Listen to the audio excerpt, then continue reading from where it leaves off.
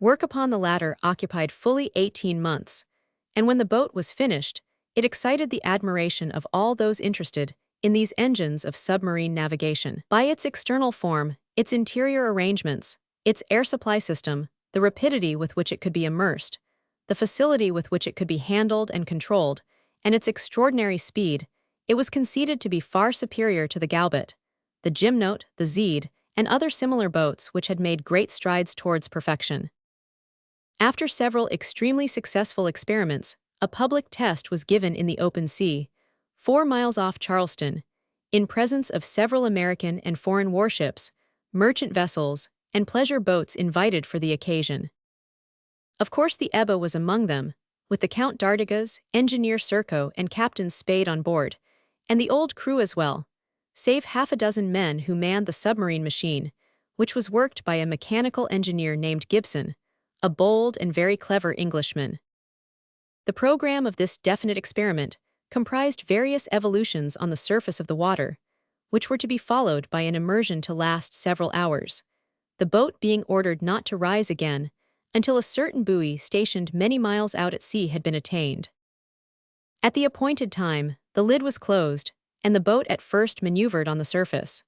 Her speed and the ease with which she turned and twisted were loudly praised by all the technical spectators. Then at a signal given on board the Ebba, the tug sank slowly out of sight, and several vessels started for the buoy where she was to reappear. 3 hours went by, but there was no sign of the boat. No one could suppose that in accordance with instructions received from the Count d'Artigas and Engineer Serko, this submarine machine, which was destined to act as the invisible tug of the schooner, would not emerge till it had gone several miles beyond the rendezvous. Therefore, with the exception of those who were in the secret, no one entertained any doubt that the boat, and all inside her, had perished as the result of an accident either to her metallic covering or machinery. On board the Ebba, consternation was admirably simulated. On board the other vessels it was real. Drags were used, and divers sent down along the course the boat was supposed to have taken, but it could not be found, and it was agreed that it had been swallowed up in the depths of the Atlantic. 2 days later, the Count d'Artigas put to sea again, and in 48 hours came up with the tug at the place appointed. This is how Kerkarage became possessed of the admirable vessel, which was to perform the double function of towing the schooner and attacking ships.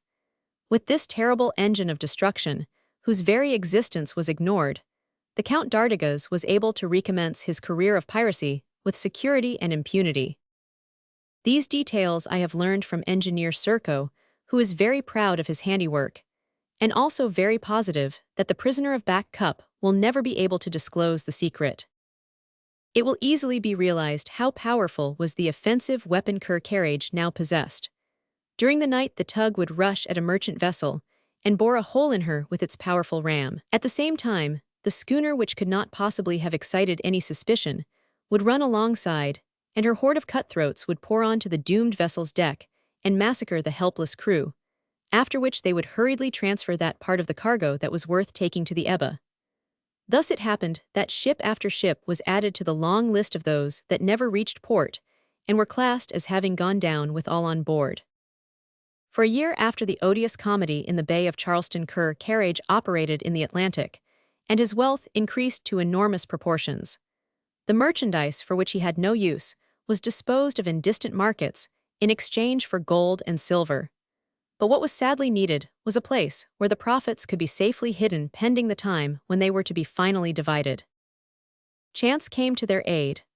While exploring the bottom of the sea in the neighborhood of the Bermudas, Engineer Serko and driver Gibson discovered at the base of Back Cup Island the tunnel which led to the interior of the mountain. Would it have been possible for Kerkarage to have found a more admirable refuge than this, absolutely safe as it was from any possible chance of discovery? Thus it came to pass that one of the islands of the archipelago of Bermuda, erstwhile the haunt of buccaneers, became the lair of another gang a good deal more to be dreaded. This retreat having been definitely adopted, Count d'Artigas and his companions set about getting their place in order. Engineer Serko installed an electric powerhouse, without having recourse to machines whose construction abroad might have aroused suspicion, simply employing piles that could be easily mounted and required but metal plates, and chemical substances that the Ebba procured during her visits to the American coast. What happened on the night of the 19th inst. Can easily be divined. If the three-masted merchantman which lay becalmed was not visible at break of day, it was because she had been scuttled by the tug, boarded by the cutthroat band on the Ebba, and sunk with all on board after being pillaged. The bales and things that I had seen on the schooner were a part of her cargo, and all unknown to me the gallant ship was lying at the bottom of the broad Atlantic. How will this adventure end? Shall I ever be able to escape from Back Cup, denounce the false Count d'Artigas, and rid the seas of Ker-Carage's pirates? And if Ker-Carage is terrible as it is, how much more so will he become if he ever obtains possession of Rock's fulgurator? His power will be increased 100-fold. If he were able to employ this new engine of destruction, no merchantman could resist him, no warship escape total destruction. I remain for some time absorbed and oppressed by the reflections with which the revelation of Ker-Carage's name inspires me. All that I have ever heard about this famous pirate recurs to me: his existence when he skimmed the southern seas, the useless expeditions organized by the maritime powers to hunt him down. The unaccountable loss of so many vessels in the Atlantic during the past few years is attributable to him. He had merely changed the scene of his exploits.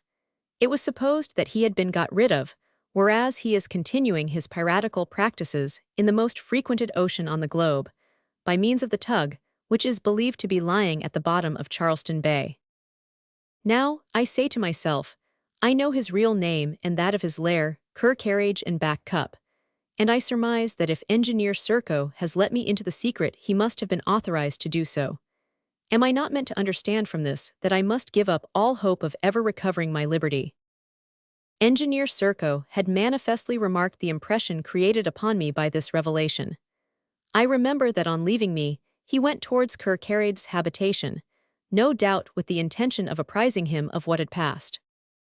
After a rather long walk around the lagoon, I am about to return to my cell, when I hear footsteps behind me. I turn and find myself face to face with the Count d'Artigas, who is accompanied by Captain Spade. He glances at me sharply, and in a burst of irritation that I cannot suppress, I exclaim, "You are keeping me here, sir, against all right. If it was to wait upon Thomas Rock that you carried me off from Healthful House, I refuse to attend to him, and insist upon being sent back." The pirate chief makes a gesture, but does not reply.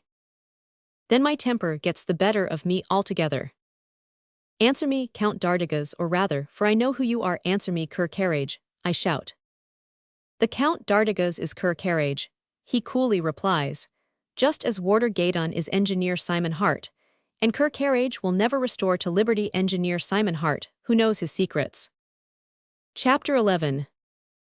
5 weeks in Back Cup. The situation is plain. Ker-Carage knows who I am. He knew who I was when he kidnapped Thomas Rock and his attendant. How did this man manage to find out what I was able to keep from the staff of Healthful House? How comes it that he knew that a French engineer was performing the duties of attendant to Thomas Rock? I do not know how he discovered it, but the fact remains that he did. Evidently, he had means of information which must have been costly, but from which he has derived considerable profit. Besides, men of his kidney do not count the cost when they wish to attain an end they have in view. Henceforward Ker-Carage, or rather Engineer Serko, will replace me as attendant upon Thomas Rock. Will he succeed better than I did? God grant that he may not, that the civilized world may be spared such a misfortune. I did not reply to Ker-Carage's Parthian shot, for I was stricken dumb. I did not, however, collapse, as the alleged Count d'Artigas perhaps expected I would. No, I looked him straight in the eyes, which glittered angrily, and crossed my arms defiantly, as he had done. And yet he held my life in his hands. At a sign, a bullet would have laid me dead at his feet. Then my body, cast into the lagoon, would have been borne out to sea through the tunnel, and there would have been an end of me. After this scene I am left at liberty, just as before. No measure is taken against me. I can walk among the pillars to the very end of the cavern, which, it is only too clear, possesses no other issue except the tunnel. When I return to my cell, at the extremity of the beehive, a prey to 1,000 thoughts suggested by my situation, I say to myself, if Ker-Carage knows I am Simon Hart, the engineer, He must at any rate never know that I am aware of the position of Back Cup Island.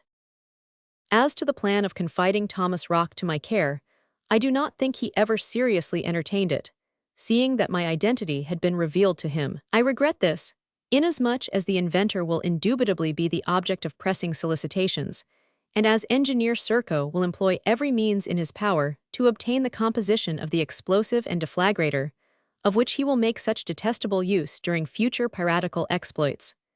Yes, it would have been far better if I could have remained Thomas Rock's keeper here, as in Healthful House. For 15 days I see nothing of my late charge. No one, I repeat, has placed any obstacles in the way of my daily peregrinations. I have no need to occupy myself about the material part of my existence. My meals are brought to me regularly, direct from the kitchen of the Count d'Artigas. I cannot accustom myself to calling him by any other name. The food leaves nothing to be desired, thanks to the provisions that the Ebba brings on her return from each voyage. It is very fortunate, too, that I have been supplied with all the writing materials I require, for during my long hours of idleness, I have been able to jot down in my notebook the slightest incidents that have occurred since I was abducted from Healthful House, and to keep a diary day by day. As long as I am permitted to use a pen, I shall continue my notes. Mayhap some day, they will help to clear up the mysteries of Back Cup. From July 5 to July 25. A fortnight has passed, and all my attempts to get near Thomas Rock have been frustrated. Orders have evidently been given to keep him away from my influence, inefficacious though the latter has hitherto been. My only hope is that the Count d'Artigas, Engineer Serko, and Captain Spade will waste their time trying to get at the inventor's secrets. 3 or 4 times to my knowledge, at least, Thomas Rock and Engineer Serko have walked together around the lagoon. As far as I have been able to judge, the former listened with some attention to what the other was saying to him. Serko has conducted him over the whole cavern, shown him the electric power house, and the mechanism of the tug. Thomas Rock's mental condition has visibly improved since his departure from Healthful House. Thomas Rock lives in a private room in Kirkcarage's mansion. I have no doubt that he is daily sounded in regard to his discoveries, especially by Engineer Serko. Will he be able to resist the temptation if they offer him the exorbitant price that he demands? Has he any idea of the value of money?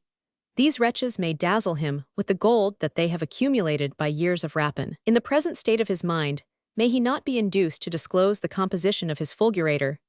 They would then only have to fetch the necessary substances, and Thomas Rock would have plenty of time in Back Cup to devote to his chemical combinations. As to the war engines themselves, nothing would be easier than to have them made in sections in different parts of the American continent. My hair stands on end when I think what they could and would do with them, if once they gained possession of them. These intolerable apprehensions no longer leave me a minute's peace. They are wearing me out, and my health is suffering in consequence. Although the air in the interior of Back Cup is pure, I become subject to attacks of suffocation, and I feel as though my prison walls were falling upon me and crushing me under their weight. I am, besides, oppressed by the feeling that I am cut off from the world, as effectually as though I were no longer upon our planet, for I know nothing of what is going on outside. Ah, if it were only possible to escape through that submarine tunnel, or through the hole in the dome, and slide to the base of the mountain. On the morning of the 25th, I at last encounter Thomas Rock. He is alone on the other side of the lagoon, and I wonder, inasmuch as I have not seen them since the previous day, whether Kirkcarage, Engineer Serko, and Captain Spade have not gone off on some expedition. I walk round towards Thomas Rock, and before he can see me, I examine him attentively. His serious, thoughtful physiognomy is no longer that of a madman. He walks slowly, with his eyes bent on the ground, and under his arm a drawing board upon which is stretched a sheet of paper covered with designs. Suddenly he raises his head, advances a step, and recognizes me. "Ah, Gaydon, it is you, is it?" he cries. "I have then escaped from you. I am free." He can, indeed, regard himself as being free, a good deal more at liberty in Back Cup than he was in Healthful House. But maybe my presence evokes unpleasant memories, and will bring on another fit, for he continues with extraordinary animation. "Yes, I know you, Gaydon. Do not approach me. Stand off, stand off. You would like to get me back in your clutches, incarcerate me again in your dungeon. Never, I have friends here who will protect me. They are powerful, they are rich. The Count d'Artigas is my backer and Engineer Serco is my partner. We are going to exploit my invention. We are going to make my fulgurator. Hence, get you gone. Thomas Rock is in a perfect fury.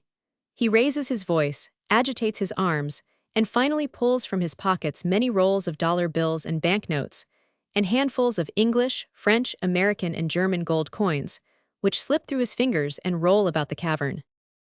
How could he get all this money except from Ker Carriage, and as the price of his secret? The noise he makes attracts a number of men to the scene. They watch us for a moment, then seize Thomas Rock and drag him away. As soon as I am out of his sight, he ceases to struggle and becomes calm again. July 27. 2 hours after meeting with Thomas Rock, I went down to the lagoon and walked out to the edge of the stone jetty. The tug is not moored in its accustomed place, nor can I see it anywhere about the lake. Ker Carriage and Engineer Serco had not gone yesterday, as I supposed, for I saw them in the evening. Today, however, I have reason to believe that they really have gone away in the tug with Captain Spade and the crew of the Ebba, and that the latter must be sailing away. Have they set out on a piracy expedition? Very likely. It is equally likely that Ker Carriage, become once more the Count d'Artigas, traveling for pleasure on board his yacht, intends to put into some port on the American coast to procure the substances necessary to the preparation of Rock's fulgurator. Ah, if it had only been possible for me to hide in the tug, to slip into the Ebba's hold, and stow myself away there until the schooner arrived in port. Then perchance I might have escaped and delivered the world from this band of pirates. It will be seen how tenaciously I cling to the thought of escape, of fleeing at any cost from this lair. But flight is impossible except through the tunnel by means of a submarine boat. Is it not folly to think of such a thing? Sheer folly, and yet what other way is there of getting out of Back Cup? While I give myself up to these reflections, the water of the lagoon opens a few yards from me and the tug appears. The lid is raised and Gibson, the engineer, and the men issue onto the platform. Other men come up and catch the line that is thrown to them. They haul upon it, and the tug is soon moored in its accustomed place. This time, therefore, at any rate, the schooner is not being towed, and the tug merely went out to put Ker Carriage and his companions aboard the Ebba. This only confirms my impression that the sole object of their trip is to reach an American port where the Count d'Artigas can procure the materials for making the explosive and order the machines in some foundry. On the day fixed for their return, the tug will go out through the tunnel again to meet the schooner and Ker Carriage will return to Back Cup. Decidedly, this evildoer is carrying out his designs, and has succeeded sooner than I thought would be possible. August 3. An incident occurred today of which the lagoon was the theater, a very curious incident that must be exceedingly rare. Towards 3 o'clock in the afternoon, there was a prodigious bubbling in the water, which ceased for a minute or two, and then recommenced in the center of the lagoon. About 15 pirates, whose attention had been attracted by this unaccountable phenomenon, hurried down to the bank manifesting signs of astonishment not unmingled with fear. At least I thought so. The agitation of the water was not caused by the tug, as the latter was lying alongside the jetty, and the idea that some other submarine boat had found its way through the tunnel was highly improbable. Almost at the same instant cries were heard on the opposite bank. The newcomers shouted something in a hoarse voice to the men on the side where I was standing, and these immediately rushed off towards the beehive. I conjectured that they had caught sight of some sea monster that had found its way in, and was floundering in the lagoon, and that they had rushed off to fetch arms and harpoons to try and capture it. I was right, for they speedily returned with the latter weapons and rifles loaded with explosive bullets. The monster in question was a whale, of the species that is common enough in Bermudan waters, which after swimming through the tunnel was plunging about in the narrow limits of the lake. As it was constrained to take refuge in Back Cup, I concluded that it must have been hard-pressed by whalers. Some minutes elapsed before the monster rose to the surface. Then the green shiny mass appeared spouting furiously and darting to and fro as though fighting with some formidable enemy. If it was driven in here by whalers, I said to myself, there must be a vessel in proximity to Back Cup, peradventure within a stone's throw of it. Her boats must have entered the western passes to the very foot of the mountain, and to think I am unable to communicate with them. But even if I could, I fail to see how I could go to them through these massive walls.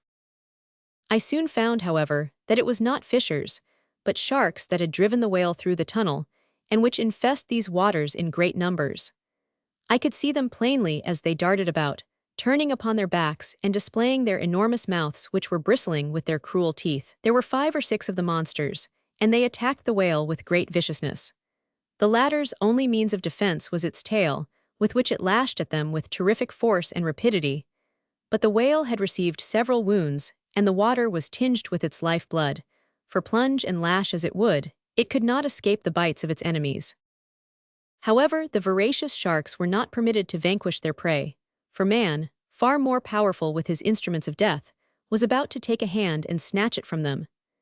Gathered around the lagoon were the companions of Carcarage, every whit as ferocious as the sharks themselves, and well deserving the same name, for what else are they?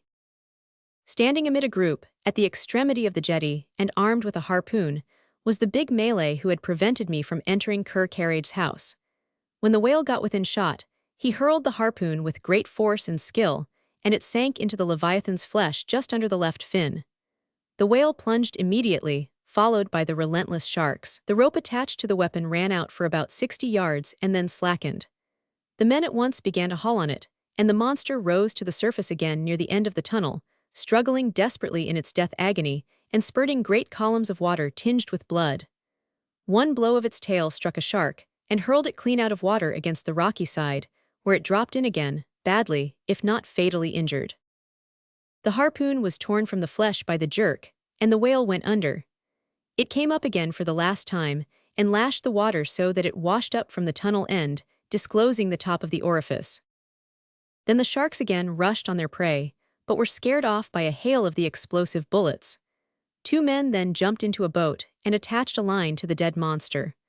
The latter was hauled into the jetty, and the Malays started to cut it up with a dexterity that showed they were no novices at the work. No more sharks were to be seen, but I concluded that it would be as well to refrain from taking a bath in the lagoon for some days to come. I now know exactly where the entrance to the tunnel is situated. The orifice on this side is only 10 feet below the edge of the western bank, but of what use is this knowledge to me? August 7. 12 days have elapsed since the Count d'Artigas, Engineer Serko, and Captain Spade put to sea. There is nothing to indicate that their return is expected, though the tug is always kept in readiness for immediate departure by Gibson, the engine driver.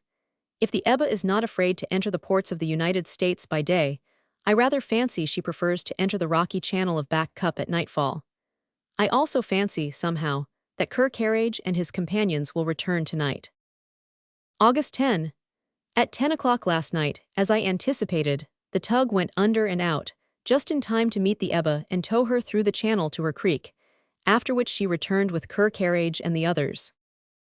When I look out this morning, I see Thomas Rock and Engineer Serko walking down to the lagoon and talking. What they are talking about I can easily guess. I go forward and take a good look at my ex-patient. He is asking questions of Engineer Serko with great animation. His eyes gleam, his face is flushed, and he is all eagerness to reach the jetty. Engineer Serko can hardly keep up with him. The crew of the tug are unloading her, and they have just brought ashore 10 medium-sized boxes. These boxes bear a peculiar red mark, which Thomas Rock examines closely. Engineer Serko orders the men to transport them to the storehouses on the left bank, and the boxes are forthwith loaded on a boat and rowed over. In my opinion, these boxes contain the substances by the combination or mixture of which the fulgurator and deflagrator are to be made. The engines, doubtless, are being made in an American foundry, and when they are ready, the schooner will fetch them and bring them to Back Cup. For once in a while, anyhow, the Ebba has not returned with any stolen merchandise. She went out and has returned with a clear bill, but with what terrible power Carcarage will be armed for both offensive and defensive operations at sea. If Thomas Rock is to be credited, this fulgurator could shatter the terrestrial spheroid at one blow. And who knows but what one day he will try the experiment. Chapter 12. Engineer Serko's advice. Thomas Rock has started work and spends hours and hours in a wooden shed on the left bank of the lagoon that has been set apart as his laboratory and workshop. No one enters it except himself. Does he insist upon preparing the explosive in secret, and does he intend to keep the formula thereof to himself? I should not wonder. The manner of employing Rock's fulgurator is, I believe, very simple indeed. The projectile in which it is used requires neither gun nor mortar to launch it, nor pneumatic tube like the Zelinsky shell. It is autopropulsive, it projects itself, and no ship within a certain zone when the engine explodes could escape utter destruction. With such a weapon as this at his command, Carriage would be invincible. From August 11 to August 17. During the past week, Thomas Rock has been working without intermission. Every morning the inventor goes to his laboratory and does not issue therefrom till night. I have made no attempt to stop him or speak to him, knowing that it would be useless to do so. Although he is still indifferent to everything that does not touch upon his work, he appears to be perfectly self-possessed. Why should he not have recovered his reason? Has he not obtained what he has so long sought for? Is he not at last able to carry out the plans he formed years and years ago? August 18. At 1 o'clock this morning I was roused by several detonations. Has Back Cup been attacked? Was my first thought. Has the schooner excited suspicion and been chased to the entrance to the passes?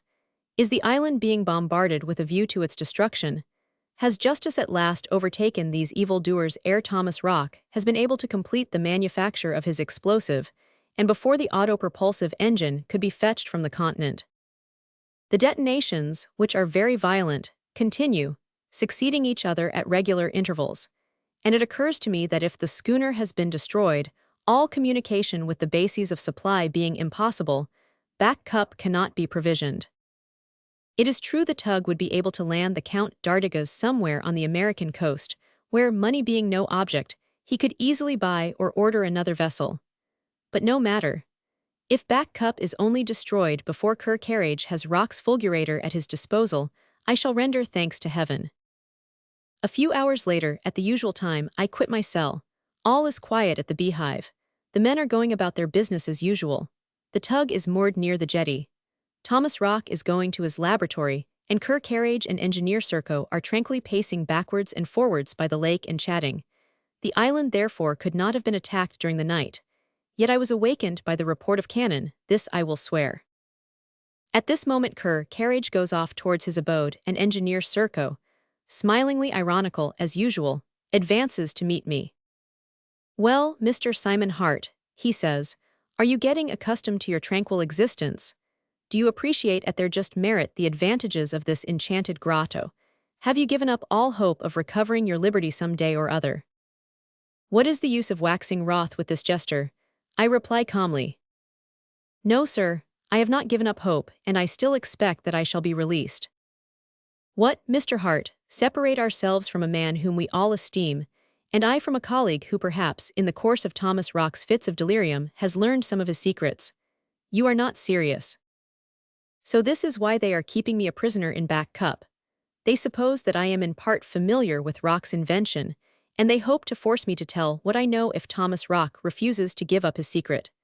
This is the reason why I was kidnapped with him, and why I have not been accommodated with an involuntary plunge in the lagoon with a stone fastened to my neck. I see it all now, and it is just as well to know it. Very serious, I affirm, in response to the last remark of my interlocutor. Well, he continues, if I had the honor to be Simon Hart, the engineer, I should reason as follows. Given, on the one hand, the personality of Carriage, the reasons which incited him to select such a mysterious retreat as this cavern, the necessity of the said cavern being kept from any attempt to discover it, not only in the interest of the Count d'Artigas, but in that of his companions. Of his accomplices, if you please. Of his accomplices, then, and on the other hand, given the fact that I know the real name of the Count d'Artigas and in what mysterious safe he keeps his riches. Riches stolen and stained with blood, Mr. Serko. Riches stolen and stained with blood. If you like, I ought to understand that this question of liberty cannot be settled in accordance with my desires. It is useless to argue the point under these conditions, and I switch the conversation on to another line. May I ask, I continue, how you came to find out that Gaydon the warder was Simon Hart the engineer? I see no reason for keeping you in ignorance on the subject, my dear colleague.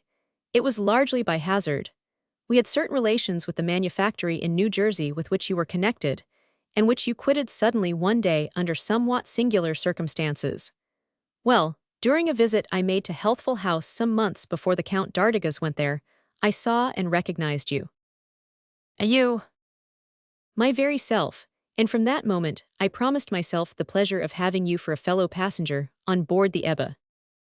I do not recall ever having seen this Serco at Healthful House, but what he says is very likely true. I hope your whim of having me for a companion will cost you dear some day or other, I say to myself. Then abruptly I go on. If I am not mistaken, you have succeeded in inducing Thomas Rock to disclose the secret of his fulgurator. Yes, Mr. Hart, we paid millions for it, but millions, you know, are nothing to us. We have only the trouble of taking them. Therefore we filled all his pockets, covered him with millions. Of what use are these millions to him if he is not allowed to enjoy them outside? That, Mr. Hart, is a matter that does not trouble him a little bit. This man of genius thinks nothing of the future, he lives but in the present. While engines are being constructed from his plans over yonder in America, he is preparing his explosive with chemical substances with which he has been abundantly supplied. What an invention it is, this autopropulsive engine, which flies through the air of its own power and accelerates its speed till the goal is reached, thanks to the properties of a certain powder of progressive combustion. Here we have an invention that will bring about a radical change in the art of war. Defensive war, Mr. Serco. And offensive war, Mr. Hart. Naturally, I answer. Then pumping him still more closely, I go on. So, what no one else has been able to obtain from Thomas Rock, we obtained without much difficulty. By paying him an incredible price, and moreover, by causing to vibrate what in him is a very sensitive chord. What chord? That of vengeance. Vengeance, against whom? Against all those who have made themselves his enemies by discouraging him, by spurning him, expelling him, by constraining him to go a-begging from country to country with an invention of incontestable superiority. Now all notion of patriotism is extinct in his soul. He has now but one thought, one ferocious desire, to avenge himself upon those who have denied him, and even upon all mankind. Really, Mr. Hart, your governments of Europe and America committed a stupendous blunder in refusing to pay Rock the price his fulgurator is worth. And Engineer Serco describes enthusiastically the various advantages of the new explosive which, he says, is incontestably superior to any yet invented. And what a destructive effect it has, he adds. It is analogous to that of the Zelinsky shell, but is 100 times more powerful and requires no machine for firing it, as it flies through the air on its own wings, so to speak.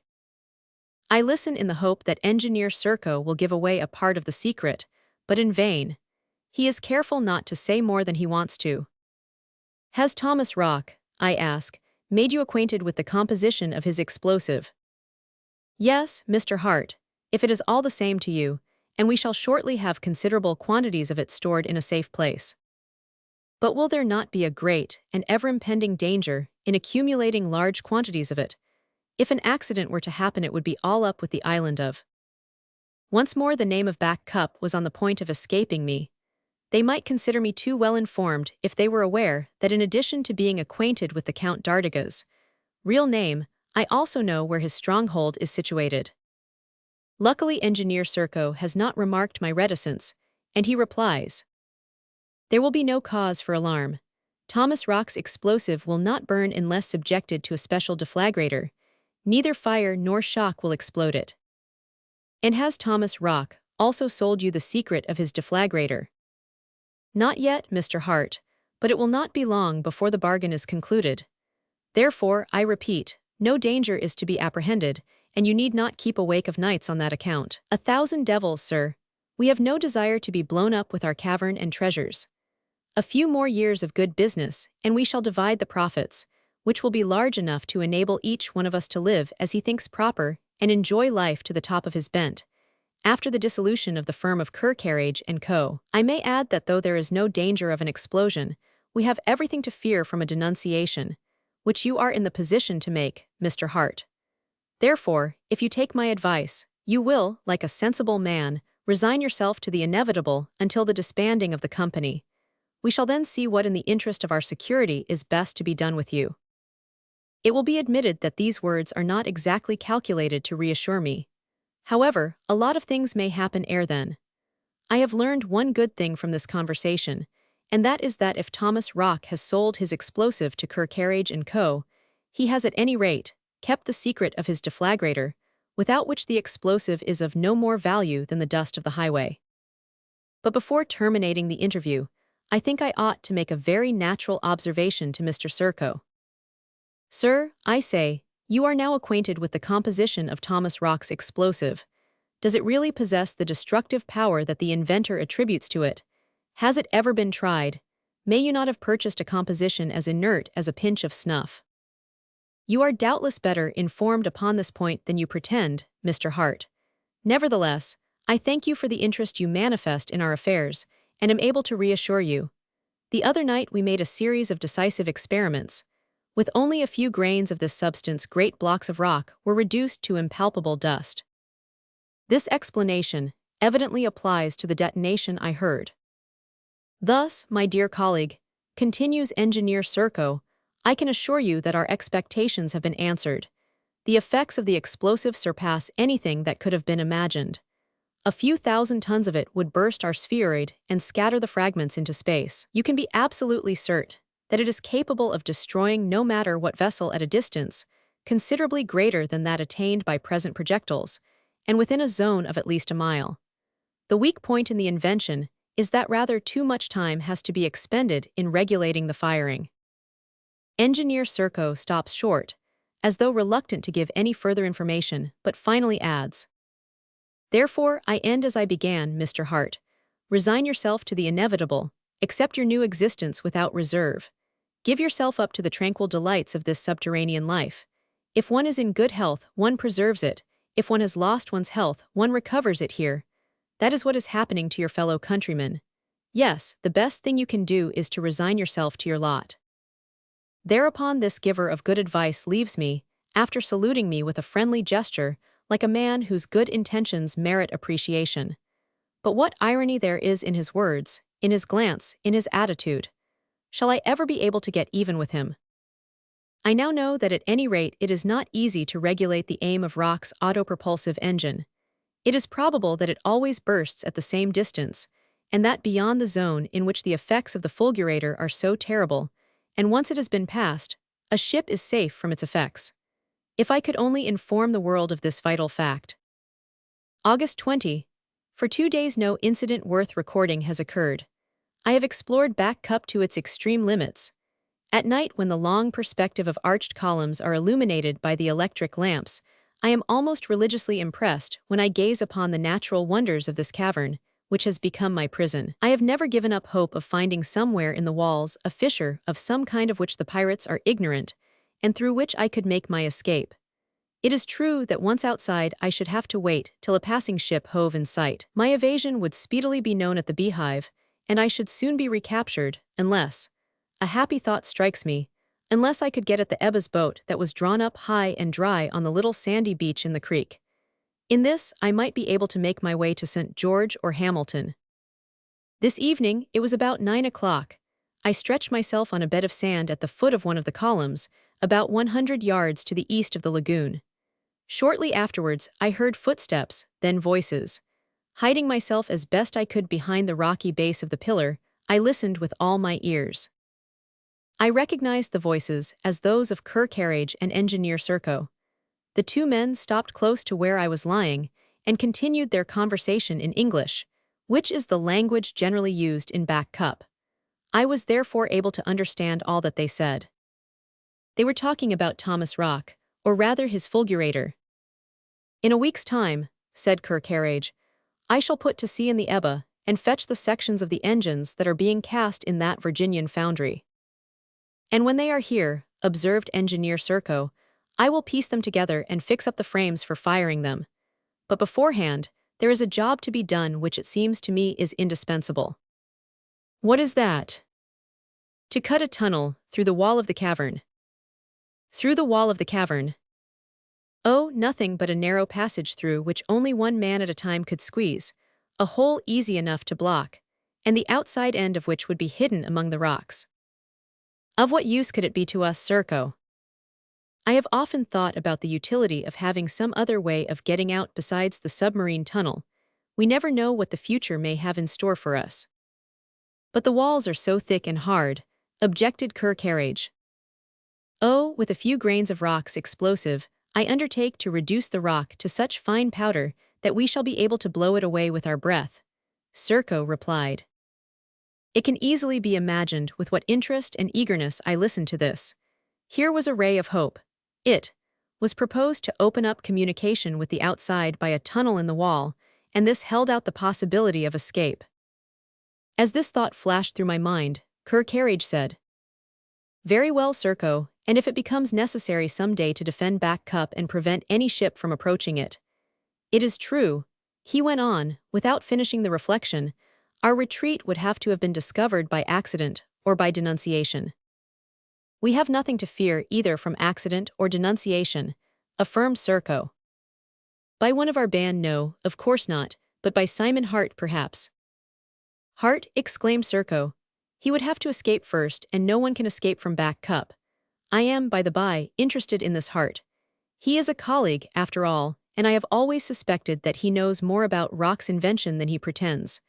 I will get round him so that we shall soon be discussing physics, mechanics, and matters ballistic like a couple of friends." "No matter," replied the generous and sensible Count d'Artigas. "When we are in full possession of the secret, we had better get rid of the fellow." "We have plenty of time to do that, Carriage." "If God permits you to, you wretches," I muttered to myself while my heart thumped against my ribs. "And yet, without the intervention of Providence, what hope is there for me?" The conversation then took another direction. "Now that we know the composition of the explosive, Serco," said Carriage, "we must, at all cost, get that of the deflagrator from Thomas Rock." "Yes," replied Engineer Serco, "that is what I am trying to do. Unfortunately, however, Rock positively refuses to discuss it. Still, he has already made a few drops of it with which those experiments were made, and he will furnish as with some more to blow a hole through the wall." "But what about our expeditions at sea?" queried Carriage. "Patience, we shall end by getting Rock's thunderbolts entirely in our own hand, and then—" "Are you sure, Serco?" "Quite sure, by paying the price, Carriage." The conversation dropped at this point, and they strolled off without having seen me, very luckily for me, I guess. If Engineer Serco spoke up somewhat in defense of a colleague, Carriage is apparently animated with much less benevolent sentiments in regard to me. On the least suspicion they would throw me into the lake, and if I ever got through the tunnel, it would only be as a corpse carried out by the ebbing tide. August 21. Engineer Serco has been prospecting with a view to piercing the proposed passage through the wall, in such a way that its existence will never be dreamed of outside. After a minute examination, he decided to tunnel through the northern end of the cavern, about 60 feet from the first cells of the beehive. I am anxious for the passage to be made, for who knows but what it may be the way to freedom for me. Ah, if I only knew how to swim, perhaps I should have attempted to escape through the submarine tunnel, as since it was disclosed by the lashing back of the waters by the whale in its death struggle, I know exactly where the orifice is situated. It seems to me that at the time of the great tides, this orifice must be partly uncovered. At the full and new moon, when the sea attains its maximum depression below the normal level, it is possible that I must satisfy myself about this. I do not know how the fact will help me in any way, even if the entrance to the tunnel is partly uncovered, but I cannot afford to miss any detail that may possibly aid in my escape from Back Cup. August 29. This morning I am witnessing the departure of the tug. The Count d'Artigas is, no doubt, going off in the Ebba to fetch the sections of Thomas Rock's engines. Before embarking, the Count converses long and earnestly with Engineer Serco, who apparently is not going to accompany him on this trip, and is evidently giving him some recommendations, of which I may be the object. Then, having stepped onto the platform, he goes below, the lid shuts with a bang, and the tug sinks out of sight, leaving a trail of bubbles behind it. The hours go by, night is coming on, yet the tug does not return. I conclude that it has gone to tow the schooner, and perhaps to destroy any merchant vessels that may come in their way. It cannot, however, be absent very long, as the trip to America and back will not take more than a week. Besides, if I can judge from the calm atmosphere in the interior of the cavern, the Ebba must be favored with beautiful weather. This is, in fact, the fine season in this part of the world. Ah, if only I could break out of my prison. Chapter 13. God be with it. From August 29 to September 10. 13 days have gone by and the Ebba has not returned. Did she then not make straight for the American coast? Has she been delayed by a buccaneering cruise in the neighborhood of Back Cup? It seems to me that Kerkareid's only desire would be to get back with the sections of Rock's engines as soon as possible. Maybe the Virginian foundry had not quite finished them.